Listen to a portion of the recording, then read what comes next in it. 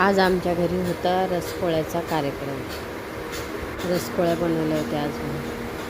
त्या आंबे टाकले पाण्यात आणि इकडे आता आमटीची तयारी. तेलामध्ये टमाटर टाकलेले आपण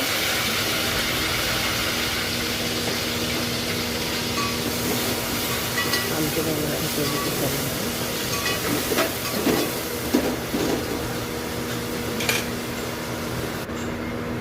त्याच्यामध्ये लाल तिखट, काळा मसाला, गावचा मसाला, तेलात टमाटे आणि मसाला असा छान परतून घेतला आणि हे कांदा खोबऱ्याचं वाटण. आता वाटण टाकलं मी त्याला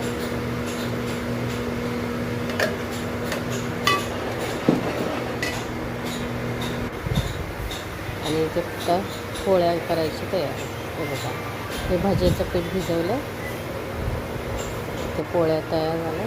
ते मी भाजी बनवत होते. इथे सासूबाई पोळ्या बनवते. तेल नाही लावत, लावलंय ते एवढं तेल नाही लावत रसाच्या पोळीला. असं का? छान असा मस्त मग टिफिन दिला एकाला. रस पोळी, आमटी, भात, भाजी, हे बघा त्या पोळ्या टाकतात आणि मग जेवायला ताट रेडी केलं. मस्त छान असं.